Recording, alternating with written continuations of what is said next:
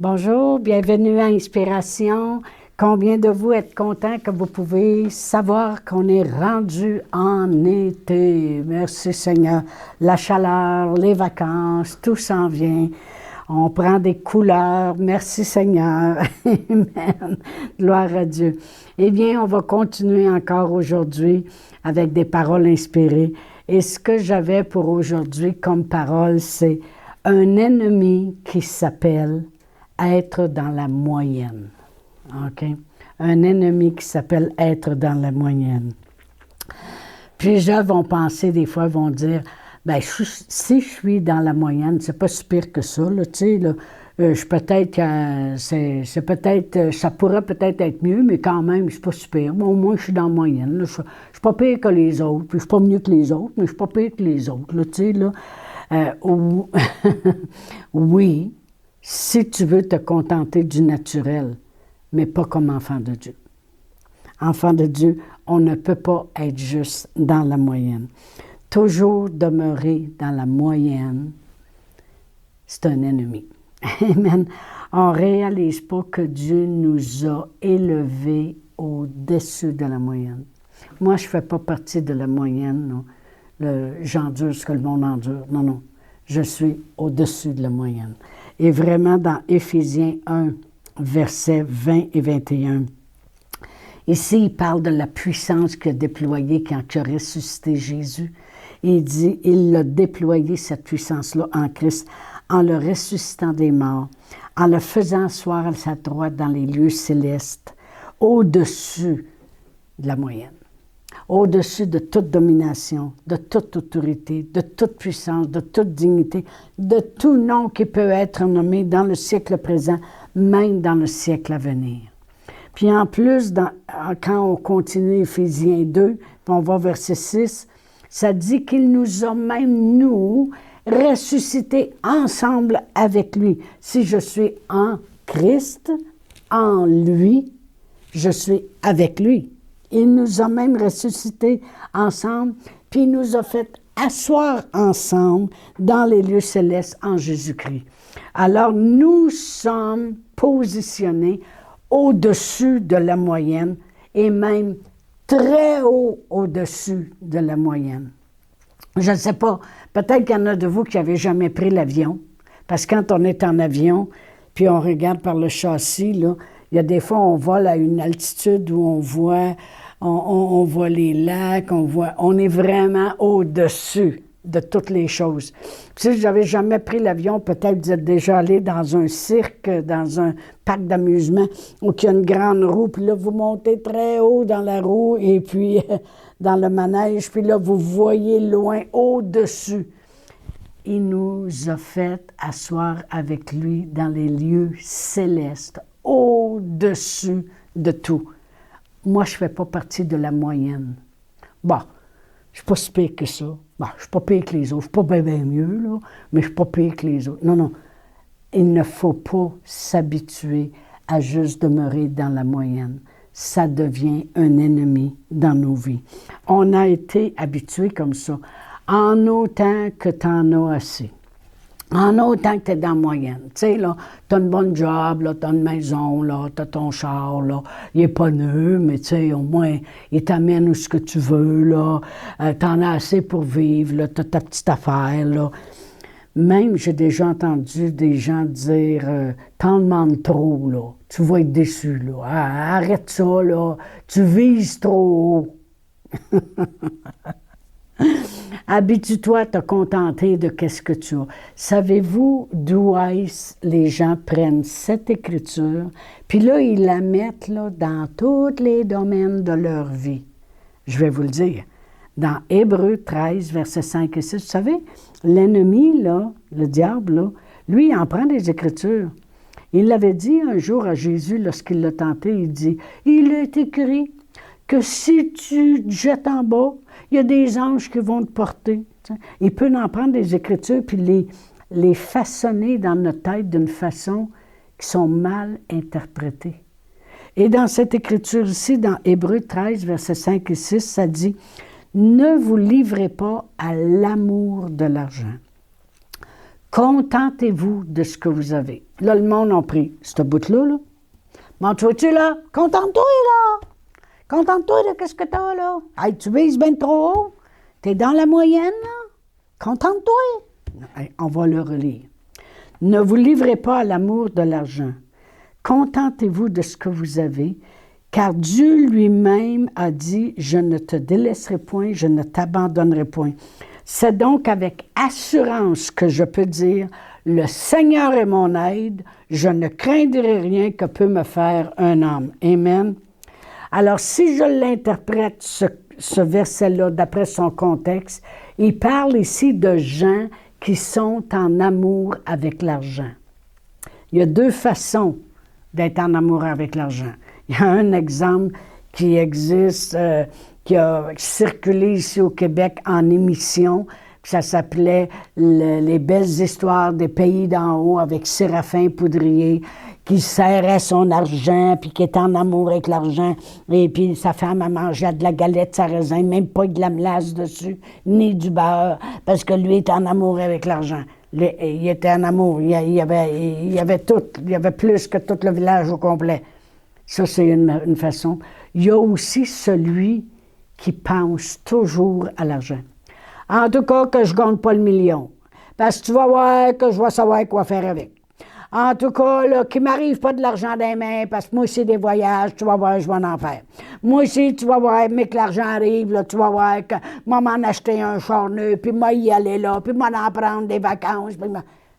Ça, c'est être en amour avec l'argent aussi, parce que c'est ce qui consume ta tête continuellement. C'est toujours, si j'aurais de l'argent, ta la la la la la la. C'est toujours l'argent, l'argent, l'argent. En réalité, et eux autres, cette écriture-là est pour ça. Pour ceux qui sont consumés à toujours, moi en tout cas, mais que j'ai de l'argent, puis moi si moi avoir une belle maison, puis moi si moi avoir des affaires, puis moi en faire des voyages, puis moi m'acheter un char neuf, puis tu vas voir, moi l'avoir ma piscine creuse. Ils sont consumés par ça. Ils sont en amour avec l'argent. Ils ne sont pas en amour avec Dieu qui va prendre soin de tous leurs besoins. C'est là que c'est écrit « Contentez-vous de ce que vous avez ». Mais le mot « contentez-vous », ça ne veut pas dire « Ah, mais on n'a pas grand-chose, mais en tout cas, on est dans la moyenne, non, on n'a pas grand-chose. » Non, c'est pas ça du tout. Là, c'est vraiment mal interprété, la parole de Dieu. Pour comprendre le contexte, on doit aller dans Philippiens 4. Je vais tourner. Je n'avais pas tourné encore dans Philippiens 4. Je n'avais pas préparé. Et puis l'apôtre Paul, ici, est en prison. Puis quand il est en prison, là, les prisons, il était dans les égouts de la ville, OK? Et puis ça sentait pas bon. Puis bien des fois, il y avait les mains attachées, puis les pieds dans qu'est-ce que vous pensez, OK? Alors, c'était pas facile. Puis là, il y a une église qui a envoyé de l'argent pour le sortir de là, OK? Ils ont eu pitié de lui, quelque chose de rare. Et puis l'apôtre Paul, il dit, dans le chapitre 4, si je commence à lire au verset 10, il dit, « J'ai éprouvé une grande joie dans le Seigneur de ce que vous avez pu enfin renouveler l'expression de vos sentiments pour moi. Vous y pensiez bien, mais l'occasion vous manquait. » Imaginez-vous. Il a les mains attachées, il est en prison, ça sent méchant, et puis il a les pieds dans « Qu'est-ce que vous pensez? » Et puis il dit pas, il est à peu près temps que le monde fasse de quoi pour moi pour que je sorte du site, là, tu sais. Non, il dit, « Wow, vous avez renouvelé l'expression de vos sentiments envers moi. Et je sais que vous y pensiez bien. C'était l'occasion qui vous manquait, mais là, il y avait une occasion qui s'est présentée, puis vous l'avez vu. Il est donc fin, hein? » Et il dit, « Ce n'est pas en vue de mes besoins que je dis cela, car j'ai appris à être content, à me contenter. J'ai appris à être content dans l'état où je me trouve. » Il dit, « Je sais vivre dans l'humiliation, puis je sais vivre aussi dans l'abondance. » Amen. Et il dit, « En tout et partout, j'ai appris à être rassasié et à avoir faim, à être dans l'abondance, puis à être dans la disette. Je peux tout par Christ qui me fortifie. Cependant, vous avez bien fait de prendre part à ma détresse. » Autrement dit, j'ai appris à être content, à me contenter de ce que j'ai. Quand je suis dans l'abondance, je suis content. Je dis merci Seigneur, ça va bien. À un moment donné, je suis dans la disette, je suis content pareil. Je ne dis pas en tout cas, mais j'ai de l'argent, tu vas voir. Je suis content pareil. Parce que je sais que mon Dieu pourvoira tous mes besoins. Parce que je sais qu'il prend soin de moi. Parce que je peux tout par lui. Je peux réussir. Je suis au-dessus de la moyenne avec lui. Amen. Ça, c'est la bonne façon d'être contenté. Et ici, je regarde le verset 17 et 19. Il dit, ce n'est pas en vue, ce n'est pas que je recherche les dons.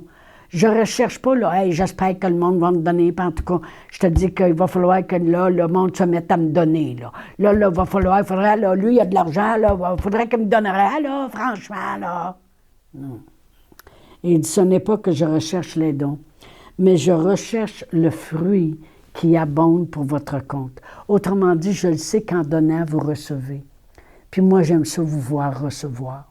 J'aime ça voir la main de Dieu, comment elle fonctionne. On donne, on reçoit, puis ça se promène de même. Et il dit, j'ai tout reçu et je suis dans l'abondance. J'ai été comblé de bien en recevant par Épaphrodite ce qui vient de vous. Autrement dit, c'est lui qui a apporté l'argent. Il dit, je reçois ça comme un parfum de bonne odeur, un sacrifice que Dieu accepte et qui lui est agréable. Puis là, je le sais que mon Dieu, il va pourvoir à tous vos besoins selon sa richesse avec gloire en Jésus-Christ. Ah, voyez-vous, quand la Bible a dit « Contentez-vous de ce que vous avez », c'est « Soyez content, peu importe l'état dans lequel vous êtes. Tombez pas en amour avec l'argent. » Donc, il faut comprendre le contexte. Habituez-vous à être content pareil. Pourquoi? Ça va avec les 2 autres capsules que j'ai faites avant ça. Parce que peu importe la situation, en levant les yeux puis en s'habituant à rendre grâce à Dieu, il est plus que suffisant. Ça va toujours déborder avec Dieu. Amen. Paul, il ne vivait pas dans la pauvreté. Il vivait au-dessus de la moyenne. Amen. Dans les pires situations, en prison, il vit un réveil. C'est au-dessus de la moyenne. C'est pas, ben là, on va se contenter. Hein, on est en prison, là, tu sais. En naufrage, il vivait au-dessus de la moyenne. Il atterrissait sur une île. Il était pris soin pendant tout l'hiver. Il emmenait des guérisons sur l'île. Lapidé, il vivait au-dessus de la moyenne. Il se relevait debout et continuait à aller prêcher la foi, faisait le tour de toutes les églises. Paul vivait pas juste dans la moyenne. Il vivait au-dessus de toute situation. Amen. Ce qui est dommage quand les gens y interprètent mal, amen, ils s'habituent à accepter ce qui se passe.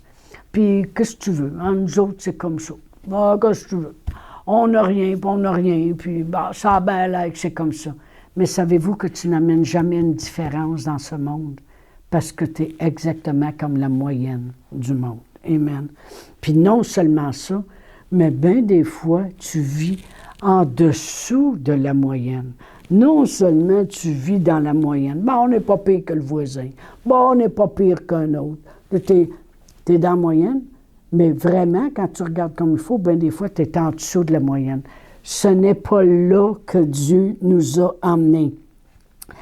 Jésus il a dit dans Jean 15, 7, « Si vous demeurez en moi, puis que mes paroles demeurent en vous, demandez ce que vous voulez et cela vous sera accordé. » Bien, si je demeure en Dieu, puis en Jésus, en sa parole, bien, je peux vous dire que dans Ésaïe 55, 9, ça dit que ses voies sont au-dessus de mes voies, ses pensées sont au-dessus de mes pensées, puis aussi haut que sont les cieux, haut de la terre, aussi hautes sont ses voies puis ses pensées. Bien, si je demeure en lui, je demeure là, au-dessus de mes pensées, puis au-dessus de mes voies à moi. Je demeure dans ses voies, puis dans ses pensées. Puis ça s'appelle être au-dessus de la moyenne.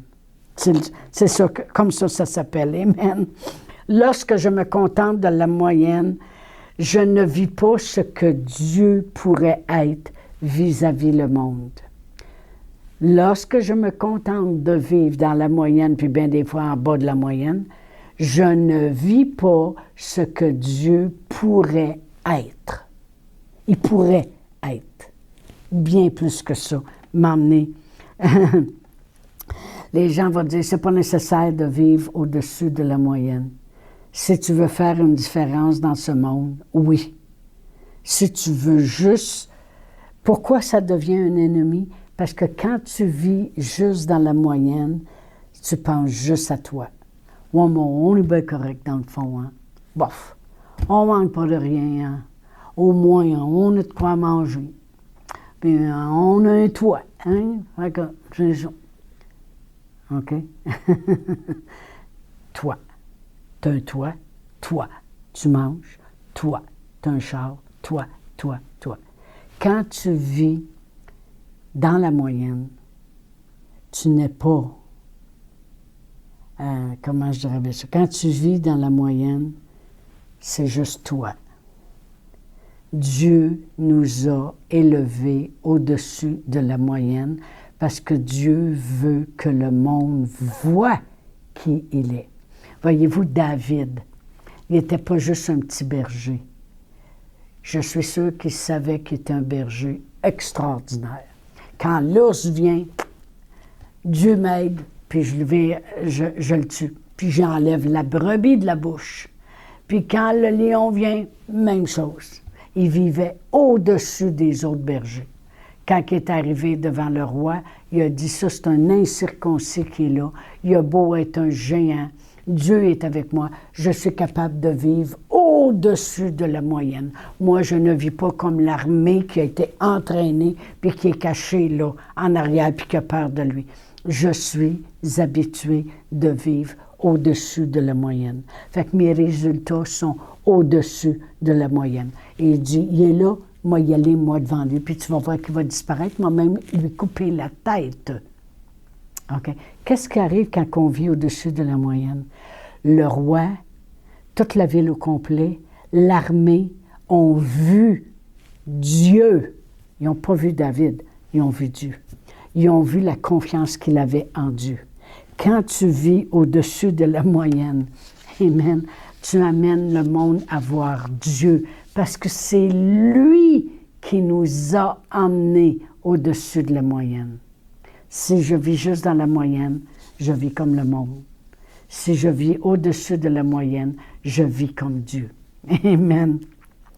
Il y a un ennemi qui s'appelle la moyenne, mais en lui, nous sommes au-dessus de la moyenne. Amen. Alors, je vous dis à mercredi prochain. J'espère que vous avez aimé ce matin. Amen. Chantal Paulus est avec vous tous les jours du lundi au vendredi sur Facebook et YouTube. Vous pouvez écrire à Chantal en privé sur Messenger. Si vous avez manqué une capsule, retrouvez-la sur la section vidéo de Facebook ou sur YouTube si vous désirez faire un don par Interac. Voici l'adresse courriel capsule.inspiration au pluriel @gmail.com. Le mot de passe est inspiration au pluriel. Vous pouvez aussi faire un don par www.eslr.org/dons.